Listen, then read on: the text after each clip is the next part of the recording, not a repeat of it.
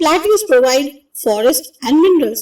Plateaus जो होते हैं वहाँ हमें जंगल मिलते हैं, बहुत सारे में खदान मिलती हैं, मिनरल्स मिलते हैं। Mountains provide pastures, forest, tourist spots and are sources of rivers providing water to lowlands. पहाड़ी इलाका जो होता है वहाँ हमें बहुत सारे वो मिलती हैं, आपके केटल्स मिलती हैं, फॉरेस्ट मिलता है, टूरिस्ट स्पॉट्स बनाए जाते हैं वो, साथ ही साथ जो है वहाँ बहुत सारे रिवर्स के सोर्सेज होते हैं जिसकी वजह से पानी जो है वो लो लाइंग एरियाज में आता है। Climate influences our house types, clothings and food habits. Climate का असर बहुत ज्यादा पड़ता है कि हमारे घर बनाने का तरीका कैसा हो, हमारे पहनावे का तरीका कैसा हो, साथ ही साथ हमारी क्या खाने की आदतें होंगी वहाँ की।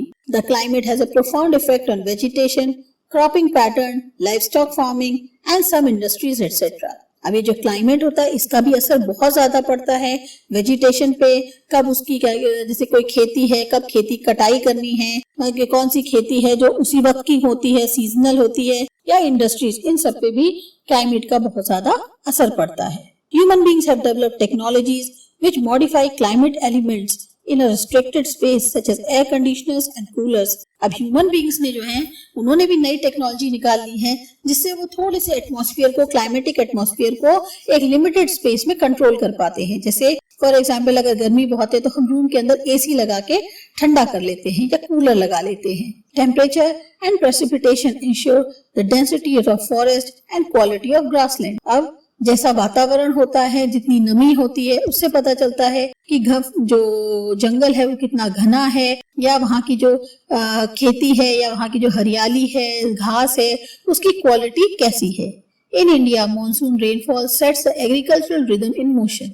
हमारे यहाँ इंडिया में जब बारिश होती है उस पर बहुत ज्यादा एग्रीकल्चर डिपेंड करता है। Precipitation recharges the ground water aquifers which later provides water for agriculture and domestic use. अब प्रेसिपिटेशन से क्या होता है, जो पानी है वो भाप बन के उड़ जाता है, लेकिन फिर वही पानी फिर बरसता है और जो हमारे खेती और पेट्स के काम आता है या घर के काम आता है। We study oceans which are the store houses of resources. हम ओशन की स्टडी करते हैं जिसके अंदर हम मानते हैं कि बहुत ज्यादा अच्छे रिसोर्सेज अवेलेबल हैं। Besides fish and other seafood, oceans are rich in mineral resources।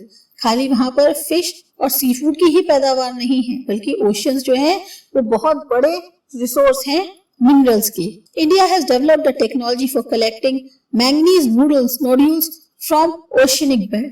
अभी इंडिया ने बहुत अच्छी टेक्नोलॉजी डेवलप कर ली है मैंगनीज कलेक्ट करने की ओशियन से।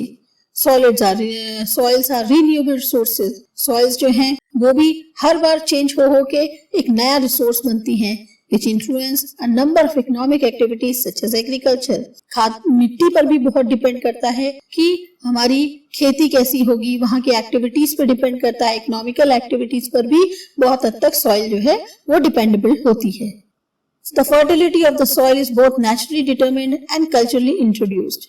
अभी जो सॉइल की फर्टिलिटी है, एक होता है कि soil by nature he fertile होती है और दूसरा होता है कि हम उसको टेक्निक्स की हेल्प से भी फर्टाइल बना सकते हैं। Soils also provide the basis for the biosphere, accommodating plants, animals and microorganisms।